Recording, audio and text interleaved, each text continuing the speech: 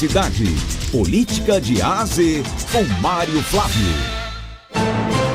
Oferecimento, Senhor Braga Barbearia e blog do Mário Flávio, a política de A a Z.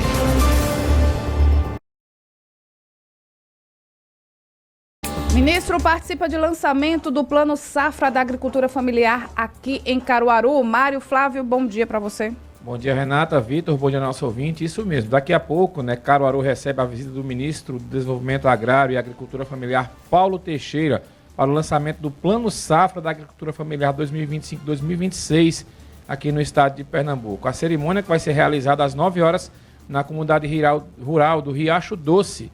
Então vamos conversar com o ministro, o Paulo Teixeira, que está ao vivo com a gente por telefone. Ministro, muito bom dia, bem-vindo à Cidade FM, bem-vindo à região agreste de Caruaru.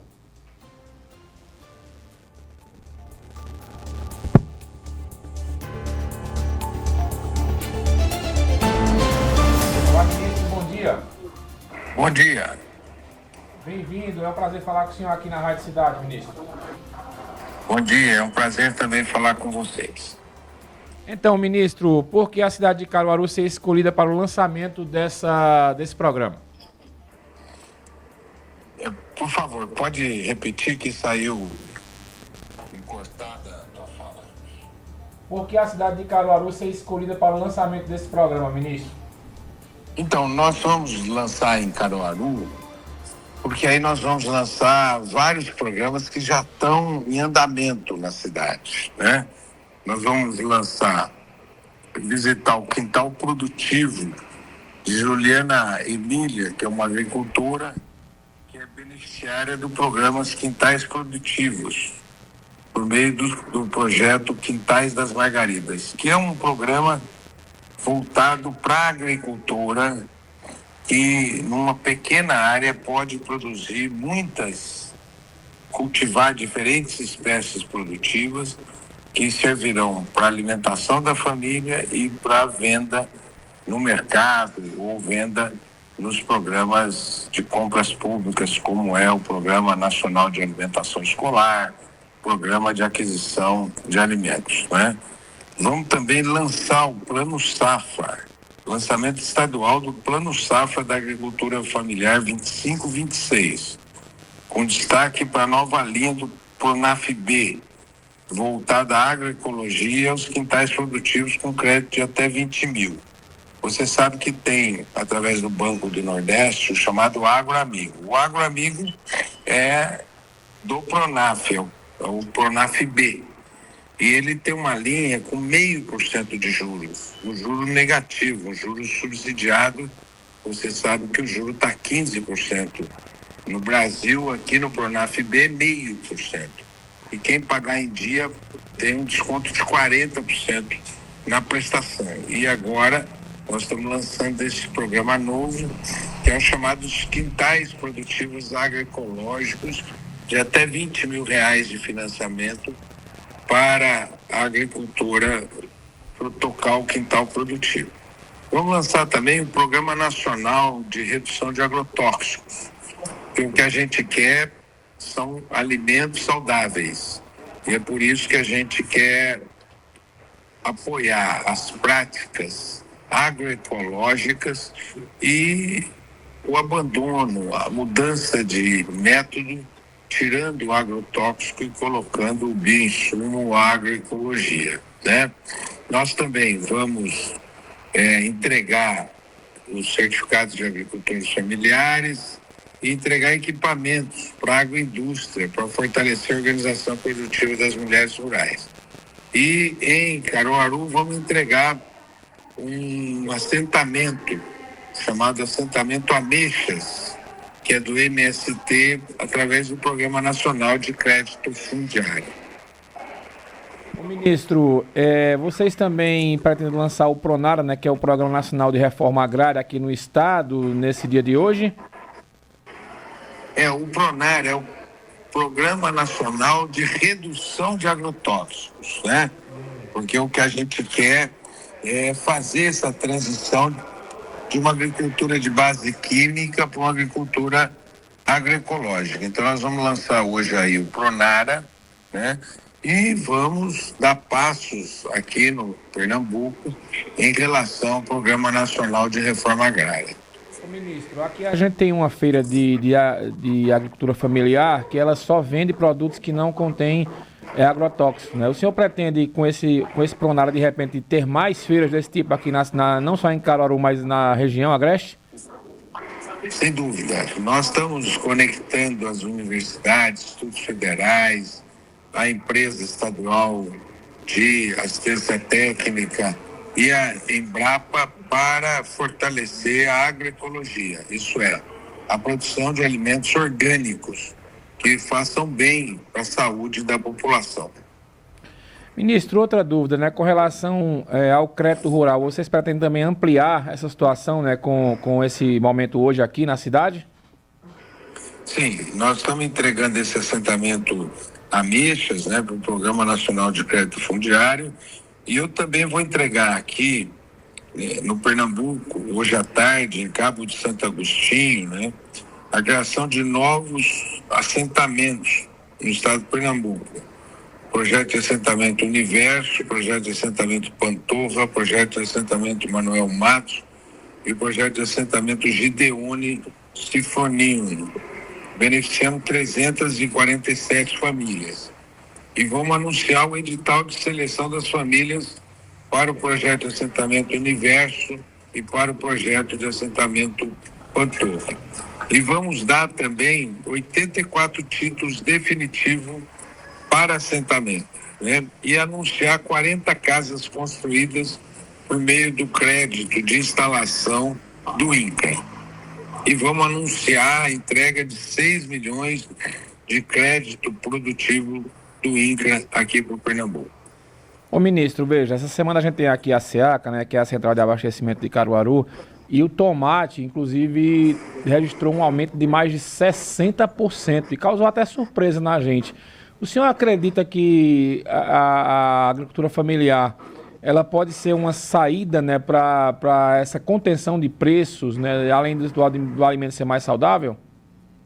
Sem dúvida, porque nós conseguimos, e esse mês nós conseguimos um resultado muito positivo, que foi a diminuição do preço dos alimentos, né? O Brasil teve uma diminuição do preço dos alimentos. Isso se deve muito à agricultura familiar, se deve muito ao financiamento da agricultura familiar e se deve muito a esse desejo do presidente Lula de ter comida farta na mesa do povo e que caiba no salário das pessoas. Ministro, a gente não tem como não falar sobre essa preocupação com a taxação, né, anunciada aí pelos Estados Unidos. O senhor, como um político experiente também, né, deputado muitas vezes, como é que o senhor avalia essa situação e como é que o governo, do ponto de vista do ministério de que o senhor faz parte, ele está enxergando essa situação? Então, o aumento da taxação é fruto da ação de um brasileiro traidor, né? Um brasileiro que foi aos Estados Unidos pedir para o governo americano aumentar as taxas para os produtos brasileiros. Por que ele fez isso? Porque ele quer se livrar da cadeia. E hoje a Procuradoria-Geral da República já pediu a condenação dele pelos crimes que ele cometeu. Então é um ato de traição à pátria, né? Mas o que o Brasil vai fazer? O Brasil vai negociar, chamar o empresariado brasileiro, também chamar o empresariado americano que compra do Brasil, porque quando taxa os produtos brasileiros, encarece para os americanos, gera inflação lá, e vai chamar os empresários americanos também, e também usar as regras que o Brasil dispõe pela Organização Mundial de Comércio. Então nós vamos usar a diplomacia para não permitir que essas taxas aconteçam. E se acontecer, vamos usar mecanismos também que acabem impedindo que isso aconteça, né? A chamada, nós temos que usar os mecanismos da reciprocidade.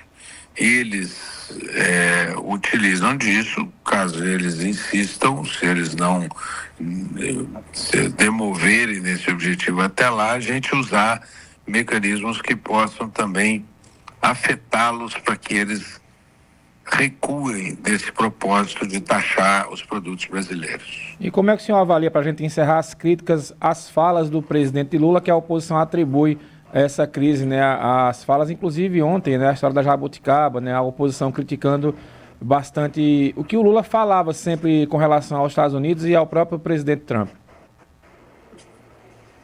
Olha, o presidente Lula está conduzindo essa crise com muita habilidade, né? Como é necessário, né? Com muito equilíbrio. E sabe que isso é fruto de um ex-presidente que vai ser condenado e que quer se livrar da prisão por meio desses mecanismos.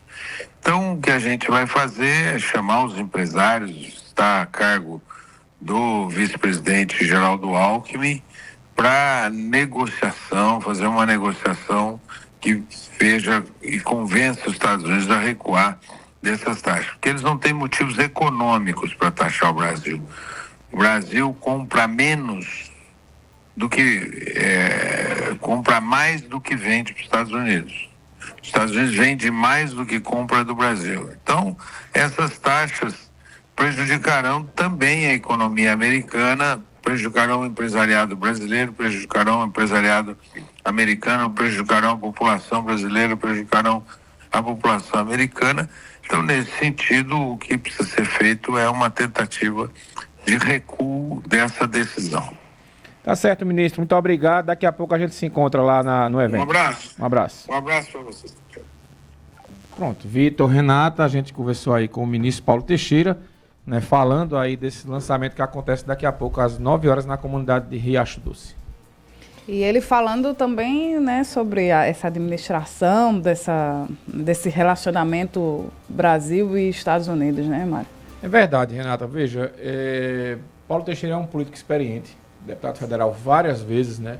E está numa pasta que pode, inclusive, ser afetada, né? Que, por exemplo, a gente exporta frutas, né, para os Estados Unidos, a gente tem uma exportação muito grande de alimentos que só tem aqui, né? Isso preocupa bastante. Para você ter uma ideia, a gente está com várias toneladas de mel num porto, acho que é em Fortaleza, parado, porque a importação ia acontecer, a exportação ia acontecer, e com essa taxação o pessoal não sabe se vai exportar ou não. Então é uma situação que precisa urgentemente ser resolvida, independente de questão ideológica, independente de questão política. Me chamou a atenção 2 pontos nessa fala dele a respeito desse assunto, né, Mário? O primeiro é quando ele atribui ao ex-presidente Jair Bolsonaro as taxas, né, e chama de brasileiro traidor. É um brasileiro traidor que foi pedir as taxas. Ele não falou o nome de Bolsonaro, né? Ele não cita, né? Mas é um ex-presidente. Diz um ex-presidente, né? Traidor, não cita. Um brasileiro traidor. Então esse é o ponto, né? De tentar associar e desgastar, né, a imagem do Bolsonaro como sendo o responsável por trazer um prejuízo para o Brasil, e aquela tática de disputar com o Bolsonaro o patriotismo, né?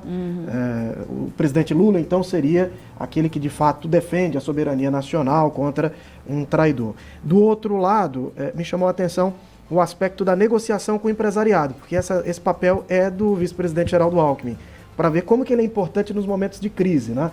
O governo colocou a Gleisi Hoffmann, que era presidente do partido, né, do PT, para negociar com os deputados. Com a classe política, o PT negocia pelo governo, mas para negociar com os empresários tem que ser o ex-governador de São Paulo, vice-presidente Geraldo Alckmin, que tem interlocução com esse grupo, né? O PT tem dificuldade, né, Vitor, com o empresariado, por exemplo. Você veja, mesmo com essas críticas, ontem uma parte do agro emitiu uma nota de apoio a Bolsonaro, né? Quando saiu essa história da PGR aí, pedindo a condenação dele, então uma parte dos empresários emitiu essa nota de apoio a ele. Então é uma guerra muito, muito forte dentro da política, e o Alckmin vai ter muito trabalho para ser o pacificador, digamos aí, dessa situação. Eu acho que é uma guerra que a gente perde mais do que ganha.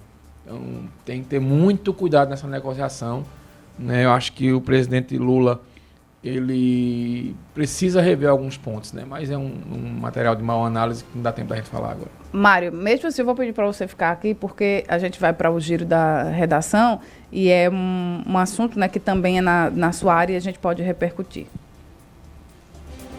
Manhã Cidade.